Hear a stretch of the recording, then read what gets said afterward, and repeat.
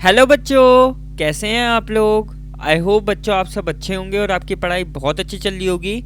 तो बच्चों ये हमारा लेक्चर नंबर 5 है, क्लास 6 के चैप्टर नंबर 9 डाटा हैंडलिंग का। इस लेक्चर के अंदर हम एक्सरसाइज 9.3 के क्वेश्चन नंबर 1 से लेकर क्वेश्चन नंबर 3 तक के क्वेश्चंस को डिस्कस करेंगे और उन्हें सीखेंगे। आई होप बच्चों आपने मेरी पहले की वीडियोस देख ली होगी इस चैप्टर की। अगर नहीं देखी तो नीचे डिस्क्रिप्शन में प्लेलिस्ट का लिंक होगा, तो आप वहाँ से पहले की वीडियोस को देख सकते हैं। तो चलिए स्टार्ट करते हैं। तो क्वेश्चन नंबर 1 करते हैं। The bar graph given alongside shows the amount of wheat purchased by government during the year 1998 to 2002। तो यहाँ पर हमें एक बार ग्राफ दे रखा है जिसके अंदर गवर्नमेंट ने कितना वीट परचेज करा है 1998 से लेकर 2002 तक, उसका एक डाटा दे रखा है। ठीक है, ये डाटा बार ग्राफ के रूप में रिप्रेजेंट कर रखा है। हमें करना क्या है, read the bar graph and write down your observation in which year was the wheat production maximum, the wheat production minimum. तो हमें यहाँ पे क्या करना है, इस बार ग्राफ को अच्छे से समझना है और इन क्वेश्चंस का जवाब देना है। तो सबसे पहले हम इस बार ग्राफ को समझते हैं। तो ये है हमारी हॉरिजॉन्टल एक्सिस जिसको हम एक्स एक्सिस भी कहते हैं, और इस एक्स एक्सिस के ऊपर ईयर्स को मेंशन कर रखा है। 1998 से लेकर 2002 तक ईयर्स यहाँ पर हैं। ठीक है ना। ये हमारी वर्टिकल एक्सिस है जिसको हम वाई एक्सिस भी कहते हैं, और इस वर्टिकल एक्सिस के ऊपर यहाँ पे अमाउंट ऑफ वीट दे रखा है। ठीक है ना। यहाँ पे हमें ये ध्यान रखना है कि 1 unit length equal to 5000 tons है, यानी कि ये 5, 10, 15 नहीं है, ये 5000 टन्स, 10,000 टन्स, 15,000 टन्स, 20,000 टन्स इस तरीके से दे रखा है। ठीक है ना। और जो गैप है आपका, ठीक है, 5 से लेकर 10 या फिर 10 से लेकर 15, इनके बीच में जो गैप है वो 5000 टन्स का है। ठीक है। तो इस बार ग्राफ में अलग अलग ईयर्स में कितना वीट प्रोड्यूस हुआ है जो कि गवर्नमेंट ने खरीदा है, उसका हमें यहाँ पे डाटा दे रखा है। ठीक है ना। अब इन क्वेश्चंस का हम जवाब देते हैं। सबसे पहला क्वेश्चन है the wheat production maximum in which year, यानी कि किस ईयर में सबसे ज़्यादा वीट प्रोड्यूस हुआ है। तो अगर आप यहाँ पे बार ग्राफ को ध्यान से देखो, तो अगर आप 2002 को देखो तो 2002 का जो बार है वो सबसे बड़ा है। ठीक है ना। इसका जो बार है 30 पर आ रहा है। इसका मतलब 2002 में 30,000 टन्स वीट प्रोड्यूस हुआ है जो कि गवर्नमेंट ने खरीदा है। तो सबसे ज़्यादा वीट प्रोडक्शन कब हुआ है, 2002 में। तो हम यहाँ पे लिखेंगे 2002। ठीक है। बी पार्ट है द वीट प्रोडक्शन मिनिमम, यानी कि कौन से ईयर में सबसे कम वीट प्रोडक्शन हुआ है। तो अगर हम बार ग्राफ को देखें तो सबसे छोटा बार जो है वो बन रहा है 1998 का। 1998 का सबसे छोटा बार है यहाँ पे, और वो है 15 पे, यानी कि 1998 में 15,000 टन ही वीट प्रोड्यूस हुआ है जो कि गवर्नमेंट ने खरीदा है। ठीक है ना। तो सबसे कम वीट प्रोडक्शन हुआ है 1998 में। ठीक है, क्लियर। तो इस तरीके से क्वेश्चन होना था, हमें सिर्फ बार ग्राफ को देखकर इन दो क्वेश्चंस का जवाब देना था। सिंपल सा था क्वेश्चन। अब करते हैं अगला क्वेश्चन। तो क्वेश्चन नंबर 2 करते हैं। Observe this bar graph which is showing the sale of shirts in a readymade shop from Monday to Saturday. तो यहाँ पे एक रेडीमेड शॉप का डाटा दे रखा है जिसके अंदर शर्ट्स की सेल दिखा रखी है मंडे से सैटरडे तक। ठीक है ना। इस डाटा को बार ग्राफ के रूप में रिप्रेजेंट कर रखा है। क्लियर। तो समझते हैं इस बार ग्राफ को। ये वाली हॉरिजॉन्टल एक्सिस जिसको हम एक्स एक्सिस भी कहते हैं, इसके ऊपर शर्ट्स की सेल दिखा रखी है। ये वर्टिकल एक्सिस जिसको हम वाई एक्सिस भी कहते हैं, इसके ऊपर डेज मेंशन कर रखे हैं मंडे से सैटरडे तक। ठीक है ना। और ये जो बार्स हैं ये शो कर रहे हैं कि किस दिन पर कितनी सेल हुई थी। क्लियर। यहाँ पर 1 unit length equal to 5 shirts हैं, इसका मतलब यहाँ पर जो है 5 शर्ट्स का गैप दे रखा है। आप देख भी सकते हो 0, 5, 10, 15, 20, तो इस तरीके से 5 शर्ट्स का यहाँ पर गैप दे रखा है। तो ये हमारा सिंपल सा बार ग्राफ है। अब हमें इस बार ग्राफ को देखकर इन क्वेश्चंस का जवाब देना है। सबसे पहला क्वेश्चन है what information does the above bar graph give. ये बार ग्राफ हमें किस चीज़ की इंफॉर्मेशन दे रहा है, ये हमें लिखना है। तो सिंपल सा इसका आंसर लिखेंगे हम, बार ग्राफ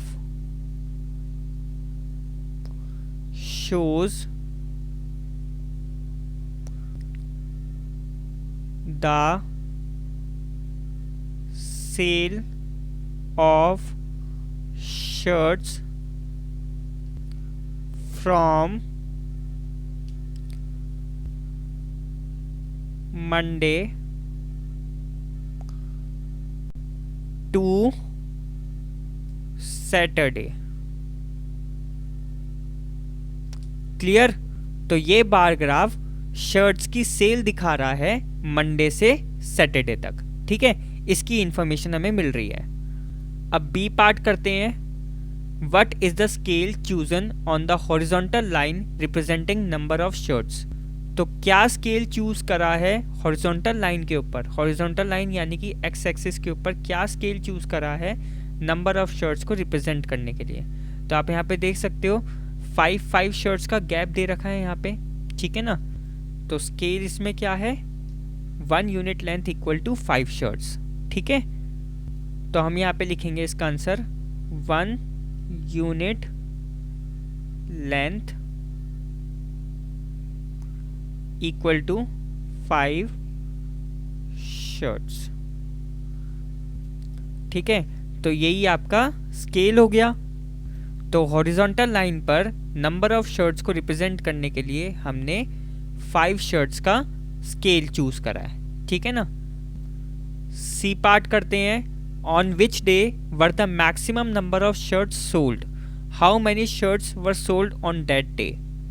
तो कौन से डे पे सबसे ज़्यादा शर्ट्स सोल्ड हुई हैं। तो देखो सबसे बड़ा बार किसका है, सबसे बड़ा बार है सैटरडे का। क्लियरली आप देख सकते हो।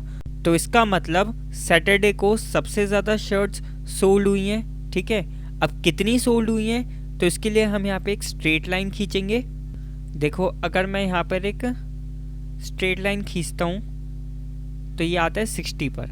इसका मतलब सैटरडे को 60 शर्ट्स सोल्ड हुई हैं। ठीक है ना। तो इस सी वाले का आंसर लिखेंगे मैक्सिमम शर्ट्स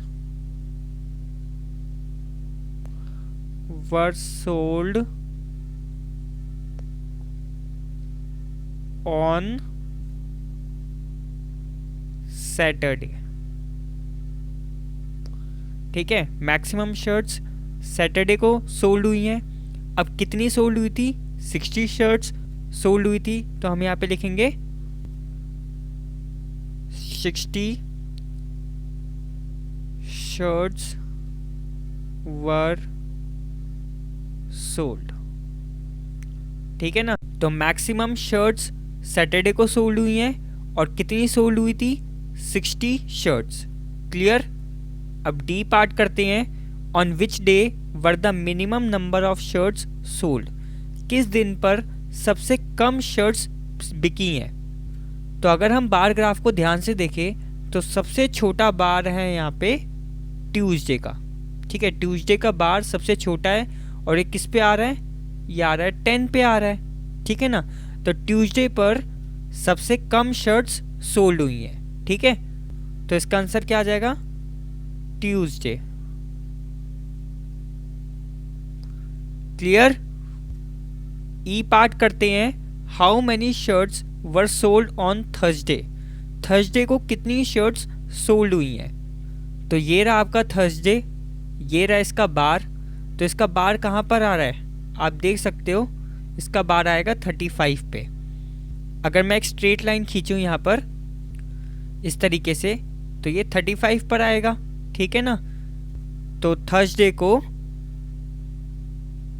35 शर्ट्स सोल्ड हुई हैं। क्लियर? तो इस तरीके से क्वेश्चन होना था। अब करते हैं अगला क्वेश्चन। तो क्वेश्चन नंबर 3 करते हैं। Observe this bar graph which shows the marks obtained by Aziz in half yearly examination in different subjects, answer the given questions. तो यहाँ पे हमें एक डाटा दे रखा है अजीज़ का, जिसमें उसके हाफ ईयरली एग्जामिनेशन के मार्क्स दे रखे हैं। इस डाटा को बार ग्राफ के रूप में रिप्रेजेंट कर रखा है, ठीक है ना। तो इस बार ग्राफ को अच्छे से समझते हैं। तो ये हमारी हॉरिजॉन्टल एक्सिस, जिसको हम एक्स एक्सिस भी कहते हैं, इसके ऊपर सब्जेक्ट्स को मेंशन कर रखा है, Hindi, English, mathematics, science, social studies, ठीक है ना। ये हमारी वाई एक्सिस है, यानी कि वर्टिकल एक्सिस। क्लियर? इसके ऊपर मार्क्स को मेंशन कर रखा है, ठीक है। और जो स्केल है आपका वो है 10 मार्क्स का, यानी कि यहाँ पे 10 मार्क्स का गैप दे रखा है। आप देख सकते हो 10, 20, 30, 40, 50, तो यहाँ पे 10 मार्क्स का गैप दे रखा है। यहाँ पर ये जो बार्स हैं ये मार्क्स रिप्रेजेंट कर रहे हैं, ठीक है। तो ये हो गया हमारा बार ग्राफ। अब हमें इस बार ग्राफ को देख के इन क्वेश्चंस का आंसर देना है। सबसे पहला क्वेश्चन है, what information does the bar graph give?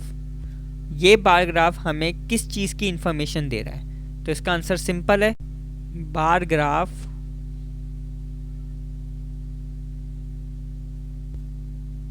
shows the marks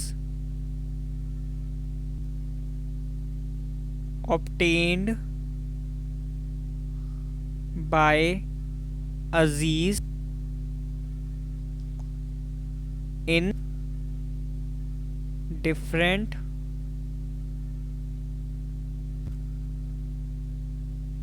subjects। ठीक है, तो क्या मतलब हुआ इसका? तो ये बार ग्राफ अजीज़ ने जो डिफरेंट सब्जेक्ट्स में मार्क्स ऑब्टेन करे हैं उसकी इंफॉर्मेशन हमें ये दे रहा है, ठीक है। अब बी पार्ट करते हैं। Name the subject in which Aziz scored maximum marks.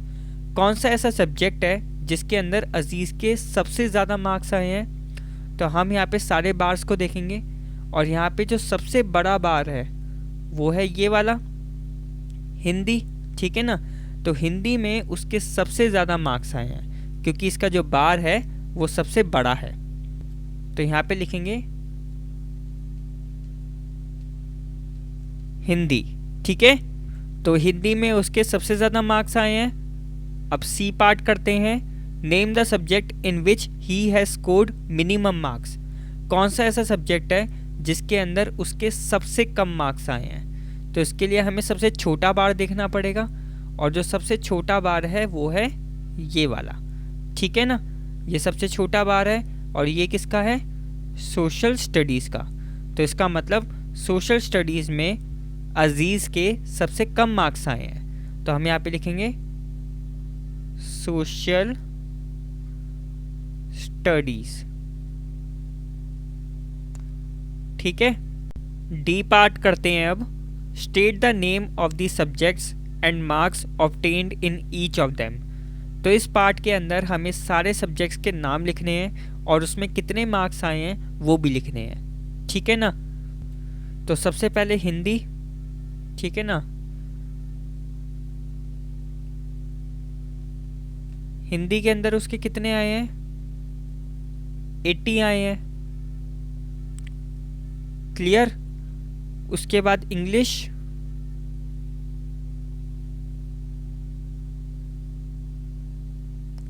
English में कितने आए हैं? 60 आए हैं। अगर मैं यहाँ पे एक स्ट्रेट लाइन बनाऊंगा तो ये 60 के करीब आएगा, 60 आएगा, ठीक है ना। तो यहाँ पर आएगा 60, क्लियर। उसके बाद मैथमेटिक्स,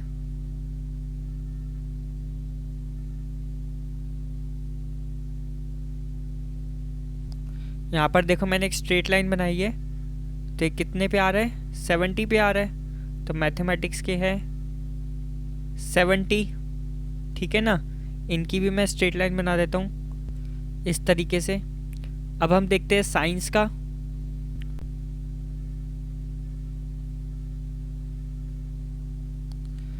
साइंस का ये आ रहा है 50 पर, ठीक है। और लास्ट है सोशल स्टडीज़,